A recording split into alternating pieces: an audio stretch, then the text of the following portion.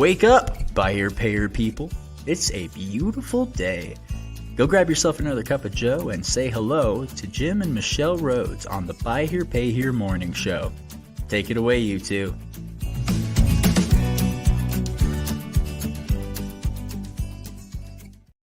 Hey, everybody. Good welcome. morning. Happy Friday. Oh, my goodness. It's Friday. Yeah. How'd that happen? Friday. Thank goodness it's Friday. All of the stuff. People, Friday's like a big deal. We're expecting much more snow in the next couple of days. And of course, people all across the U.S., northern half of the U.S. are getting snow and ice and the whole thing. We don't watch the news, but we have been turning on the Weather Channel. Yeah. It's like, this is what's happening in the world. Yeah, for me, it's just about making sure I need to see the weather so I know that I'm well stocked on ibuprofen for all the snow shoveling. Right? Well, we're going to be in Ohio. Mm-hmm. Yeah, well, she books our flights. I know, I booked the flights. I am so bad at geography. This guy, like, if you ever did trivia and you need to know the capitals of a state and all that, he's the one you want on your team. Yeah. So we're heading to Ohio next week, and I'm already like, okay, so what warm things do I need to take with us and to be prepared for that? But I'm looking forward to it. We have a client meeting out there, and it'll be great to go and to meet face to face with the client. But I'm not looking forward to this. Is Ohio cold in the middle of winter, and I'm preparing myself, although I'm trying to send out lots of good positive juju that flights work on time, that we don't get stuck anywhere, all the fun stuff. Yeah, we were just talking about, we haven't been on a plane in a while. Our most recent trips we did by car. And so life is dang good. Yeah. It's just, we've been doing most of what we do virtually, which is what that's been our goal for a while. And we have, good morning, Brian. We have a lot of our friends and colleagues that are like, okay, so where are you guys traveling to? And it's like, this year, NIADA and possibly TAIDA. That's Texas. Yeah. So those are the only ones on our radar. We're planning to stay home.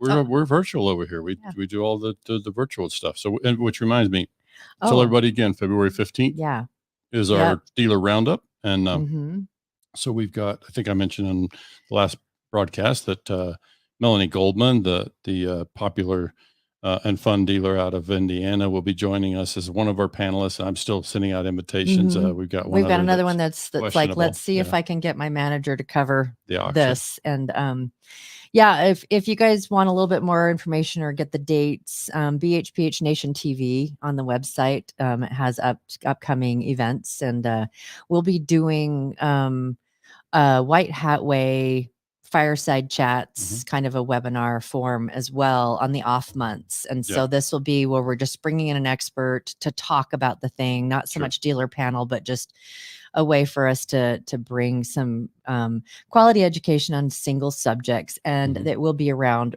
the White Hat Way, layering into the subjects that we're going to be talking about. So pretty excited about that. That'll be one last really cool. reminder. We had our first V8 dealer group meeting. That was group 1 met last night. And then on the 23rd, we have our group 2 meeting.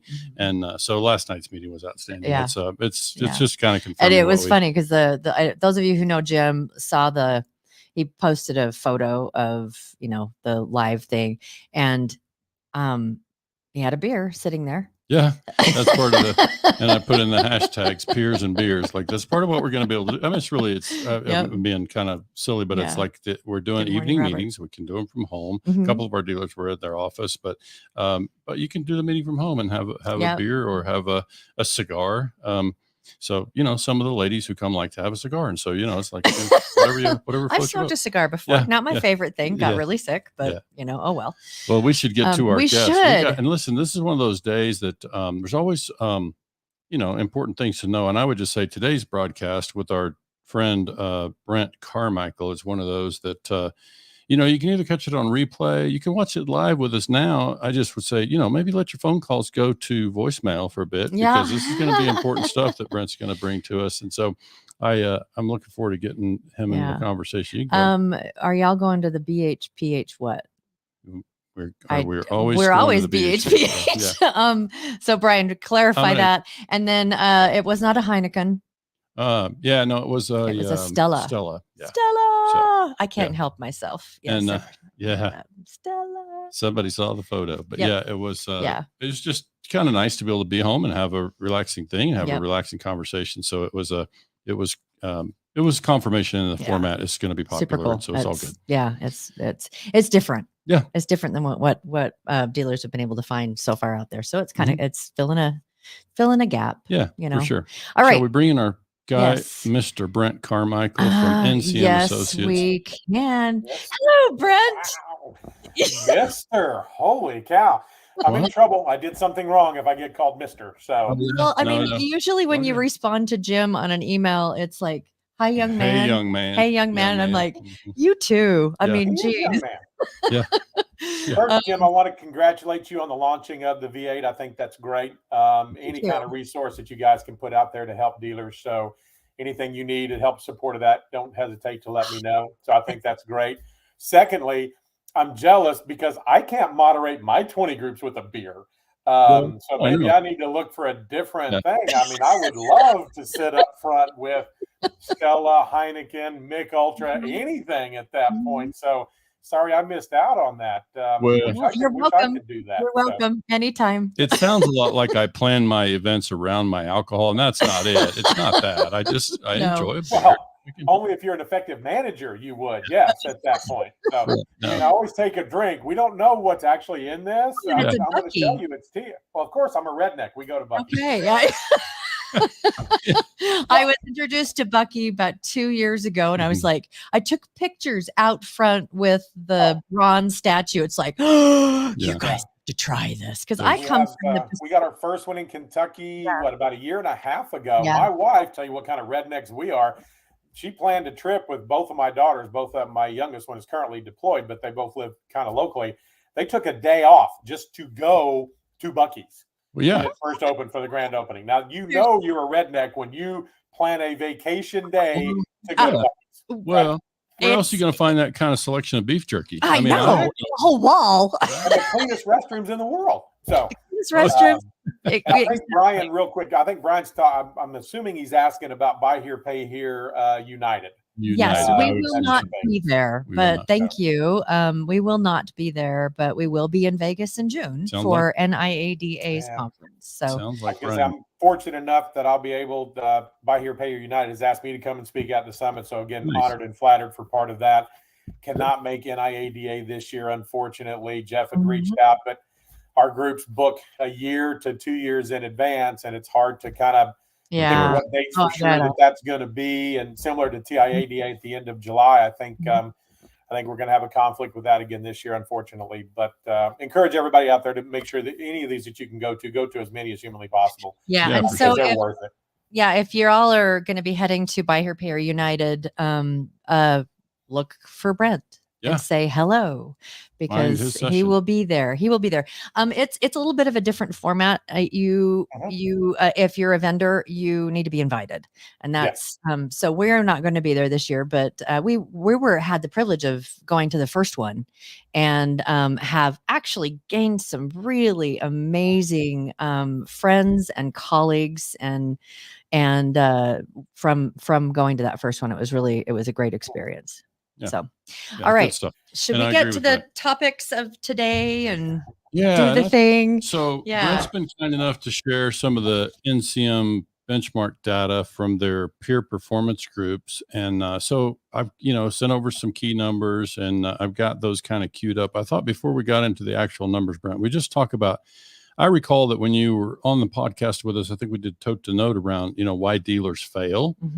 And it just occurs to me that, I think we probably talked about it at that time, just all my years of being around business, aside from the car business, like if you and I could pick a couple of reasons that businesses fail, high on that list would be expense control and expense management, right? I mean, and that would be true if we were running a shoe store or a taco stand or most anything, just our operating expenses. It seems to me like just from watching what Jim talking to people about this, that it's easy to watch your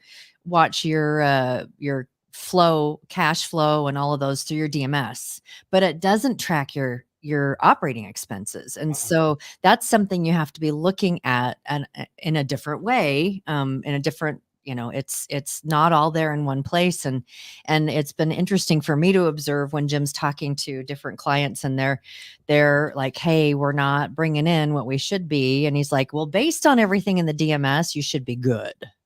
Yeah. And then it's kind of like this let's look at what your expenses might be. Exactly. Yeah.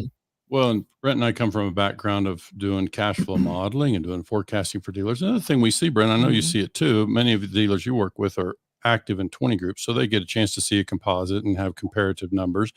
But we obviously talk to a lot of dealers who aren't in that situation, and they don't have a good measuring stick. They don't really know. It's not like we can go to the public library and find the books. On some other businesses, you could go out there and find some relevant expense for comparison. But in our business, I don't believe you're going to find that. And so that just means that, I just think it's especially valuable, the information that you are willing to share today, because it is hard to find information. I just think operating expenses in particular are just challenging to get to. And I know that you guys go to great detail at NCM to break yours down. And so if you want to share the screen, I'm going to ask the very first thing I want to ask Brent is, NCM is probably the one who coined the benchmark phrase, but talk to me about what is a benchmark. We're going to look at some numbers here and talk to me about just what is the definition of a benchmark first. Well, how we calculate our benchmarks, and we do ours for Buy Here, Pay Here quarterly, is let's say you have a sample of 100 dealers. Well, they're ranked 1 through 100, and the benchmark takes the bottom 50 and drops them completely out.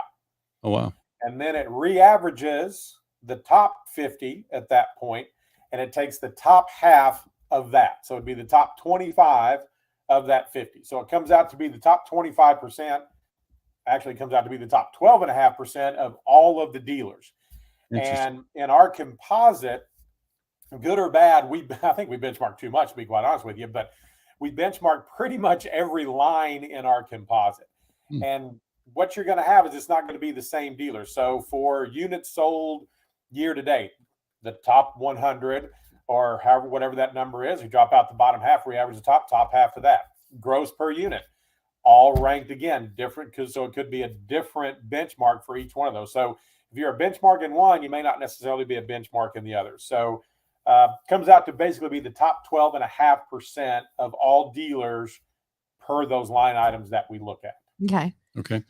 And so, that's, I'm glad I asked, because that formula is not the way I remember it. So that's good for us to know as we start talking about benchmark numbers. So now let's talk about the definition of expense. And it sounds facetious, but I think we talk to dealers who maybe don't differentiate between, or they just, didn't have enough accounting experience to know that, your cost of goods sold, like expenses on inventory, wouldn't necessarily be in this number. So maybe just talk to us about what is. We talked before the show started about owner salaries. Like, just talk to me about what's included in the expense numbers that we're about to look at. Well, for us, and again, I'm sure there's a lot of car dealers out there that are on this, and there are things like sales comp and advertising that are actually listed what's called above the line or part of cost of goods sold. We at NCM don't look at it that way. The only thing really in cost of goods sold for us is going to be what you paid for the car to get it there, the recon, those kind of things. And then everything else is considered an operational expense. So we break ours down into 4 categories. We have variable, which is going to be your sales comp, advertising, delivery, policy are going to be the main drivers to that. Obviously, personnel expense. We have semi-fixed expense, which is going to be, stuff like your bank and credit card fees and outside services, supplies, data processing, those kind of things are in there. And then fixed expense, which is pretty self-explanatory: rent, insurance, property taxes, those kind of things. So, for us, everything but the car, what it costs you to get the car to your location and get it ready to sell, is all an operational expense at that point. So, and it's interesting that you kind of mentioned, is there really avenues out there to find out, are you good in expenses or not? It really surprised me, Jim, when I first got onto this side of the business, how many dealers that I started working with were not even getting a monthly financial statement. Yeah.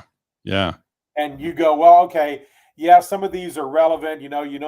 Personnel expense should never be more than this % of revenue or sales. So there are some basic business premises out there for expense data that are there. But again, not having a financial statement, even on a monthly basis, and maybe I was a little hypersensitive to that because I'm married to a retired accountant, that maybe I was more hypersensitive to something like that. But yeah, my first takeaway of today is if you're not getting some sort of a financial statement on a monthly basis, doesn't need to be audited, just something to take a look at, because it'll give you that income statement for your profit and loss, and it'll typically have a cash flow page on there, so you can find out, not having to be in any kind of a 20 group, there's still ways that you can make sure that your expenses are in line. Yeah. And it's everything. If you don't measure it, you can't really know how to fix it. If you don't measure it, you can't really speak about it other than just conjecture and it just, you need to measure. Yeah. And I think most of our listeners would be familiar with what's called a SWOT analysis, SWOT. And I, almost always would list in that threat category, operating expenses. If we let that get out of control, kind of like we were talking about earlier in any business, if we don't have a good lid on our expenses, and as Michelle says, we can't manage it if we don't have a good look at the numbers. So we not only do we see dealers, not have, some of them get their financials, but man, they're running 30 and 60 days behind the close of the month. And so it's just important, I think, to have not only the expenses, but to have timely information so we can make good management decisions, about where that money's going. But I think I followed your definition. Did you speak to the owner salary? Did you say owner salary, if it's a direct payroll expense, like a W-2 thing, you include it? Yes. And I did not. And thanks you for reminding me. If the owner is taking a taxable salary out of the business, it is included in our personnel expense. So in total expenses in there, it's just a question of what category we would put them in. If it's a true owner operator where they're involved in the day-to-day, they're desking deals, collecting accounts, whatever, then they would be listed under our salary and wages supervision. If they're more of the non-working owner, more of an absent owner where they come in a couple of days a week and check the mail or whatever, then we would just put them in salary and wages other. But we felt that it's better to include that because that is a true barometer of what's going on in your business. We don't report dividends paid to ownership or to investors through the composite, but if they are taking a taxable salary, yes, they are reported. Wait, you have dealers out there issuing dividends? What? Well, not as much as they used to, but yes, there are still some out there that take a little bit of money. And most of them, to be quite honest, it's typically just for tax liability at the end of the year. Yeah. Gotcha. For a majority of them. But Jim, you've seen these. We've come across the dealer that's living out of their business, so to speak, whether it can be a good thing or a bad thing to a certain extent. But yeah, not as much. It's not as common anymore as it used to be now. So I can't tell you who it is. So I'm going to share the numbers, but I just talked to a dealer the other day who we actually helped them start in business about a year and a half or so ago. And he has got his business cash flowing about 20 grand a month in about a year and a half, which is to me outstanding. We don't hear that kind of stuff very often. And so they're, they're running pretty lean. That it's got pretty light overhead and smaller operation, relatively small volume, but it just shows that you can get to positive cash. And by the way, he set up his business to be passive from the beginning. Not to say he's not involved in the financials and monitoring the business, but he's not in the dealership. In fact, he lives in another state. So it's an example, I think, but it's also why we need to know these numbers. And so as we move into the actual, I've got it over here. Oh, so as we move into the actual numbers, I want to, it's not that one. I've got it. You're going to, okay. Gotcha. So the bottom line is when we talk about these expenses, I think I chose some numbers, Brent, out of the information that you shared that I feel like would be most relevant, for our viewers, just because you've got tons of, you slice and dice those expenses a lot of different ways, and you may have some others that you would choose to reference. But when I think about the typical dealer, maybe first define, you can see on the screen that I've got small volume and large volume. And I just want to remember that some of our viewers will listen in the car and audio only. So we'll try to describe as much as we can what's on the screen. But we basically got total expense per vehicle sold. And we've got that segregated by line item for small volume and large volume. So maybe talk to us first about where that line is for small and large for you guys. Under 10 million and an outstanding portfolio is considered a small volume dealer, and anybody 10 million and over is considered a large volume as far as our benchmarks are concerned. Okay. Can you give us a feel for just percentage, like is it 60% small volume, or what's a feel for the mix? Do you know? Of all the dealers that we get data from, the average dealer right now is running about 8 million in a portfolio, and that's up a little bit. So a majority of our dealers are under the 10 million. Yeah, and that's true of most of the dealers we talk to too. And so I think, the small volume number is probably, going to be relevant to many of our listeners. And so you want to just take our listeners through what's on the screen there? Sure.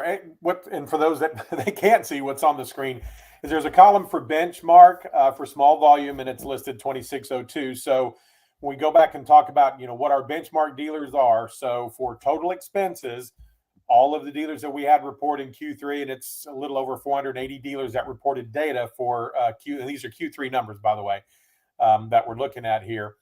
Of those, the best of the best and overall expense per vehicle sold came in at around $2,600. Okay. So when you talk about that top 12.5%, that's kind of where they were in total expense. Again, talking about what we, variable, fixed, semi-fixed, personnel. The benchmark average, which would be the top 50, let's say, of that 100 dealers, was around $4,000. So it's 3,921 is the number that's on the screen that you guys see there. Mm-hmm. And we look at it both ways. Benchmark average is everybody that's in the benchmark. Benchmark is the top half of the top half. So the benchmark average is just the top half. And there is a little bit of a pretty good discrepancy in there. And that's going to come back to probably volume more than anything else. Your benchmark average will probably have more of the 30, 40, 50 car a month dealers in it, where the benchmark will be more of your 15, 20, 25. That are the owner operators, that are a lot leaner business to your example, Jim, that are in there. And there's one thing that I kind of want to throw out, maybe a warning or maybe a caveat.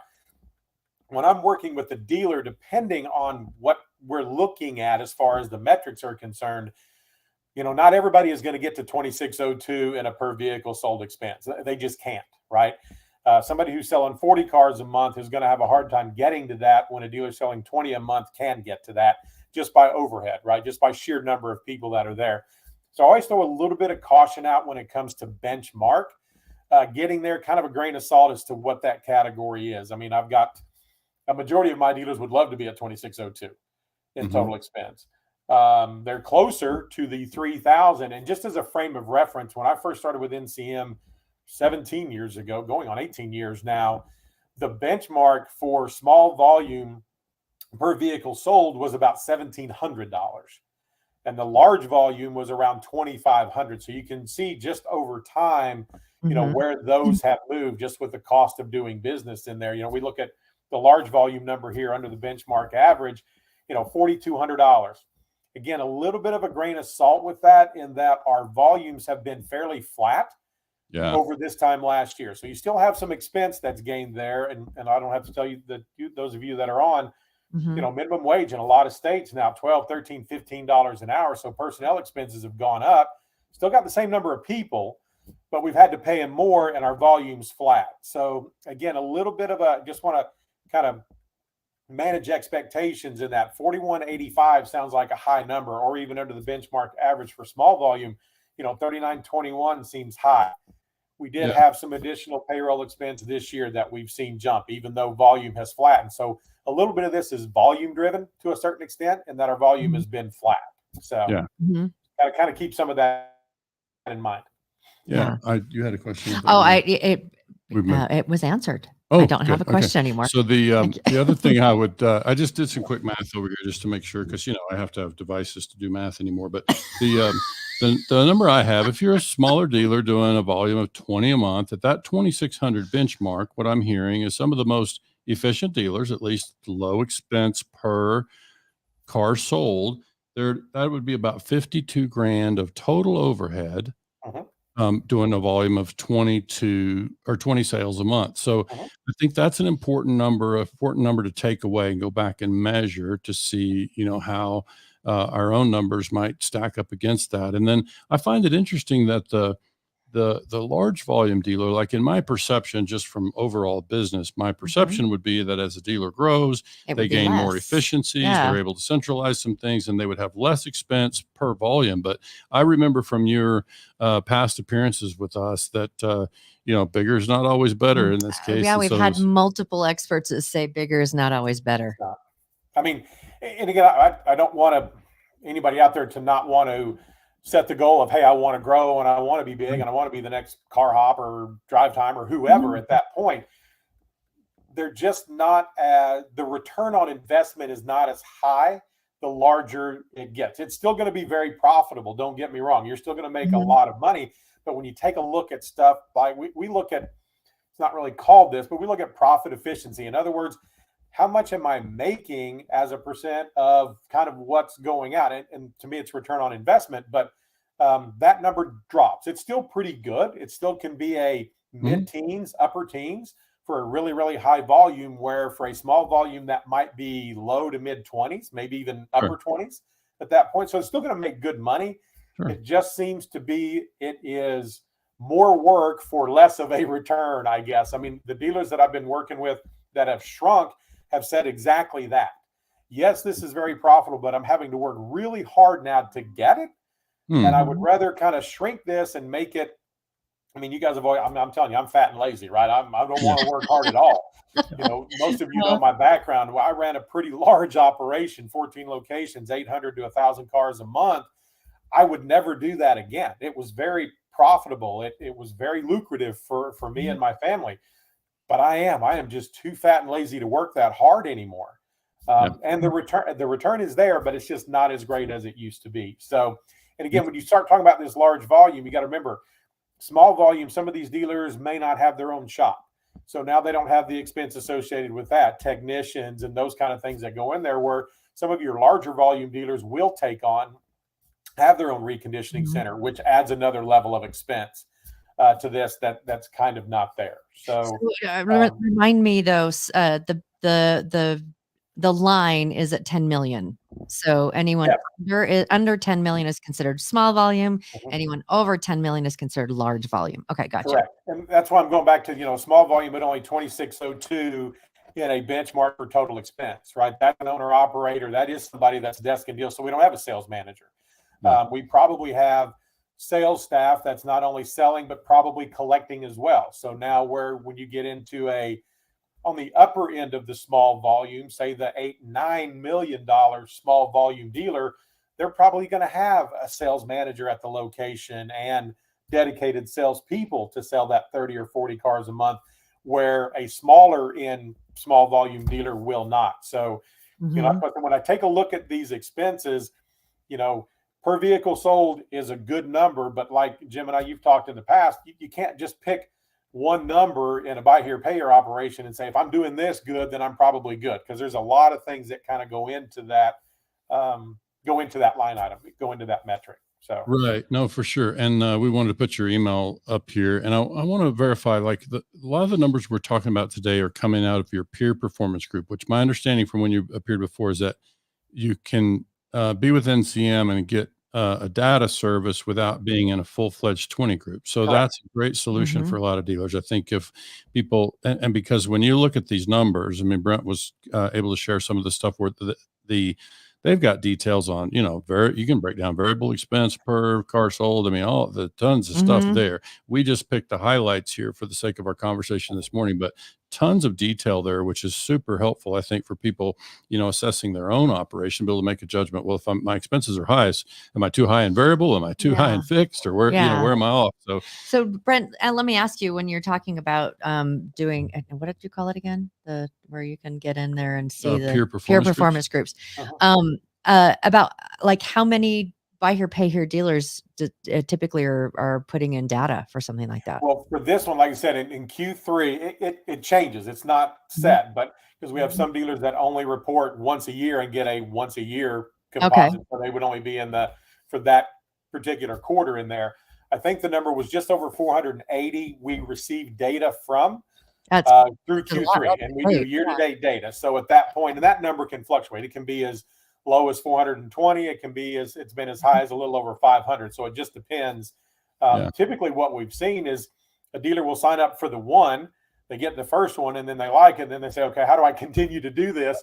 And so then they do it every single month. But that report that I sent Jim that we're talking about, the benchmarks are ran quarterly for us. So what we're talking about today would have been through September, obviously, as December data is just now being reported. So we won't have Q4 until typically third week of January. We'll probably have Q4 year end. You typically see like big swings based on what quarter it is, because it kind of changes a bit and has ebbs and flows through the year. Well, obviously Q1, right? Those numbers are typically skewed because that's tax season. That's January, February, March.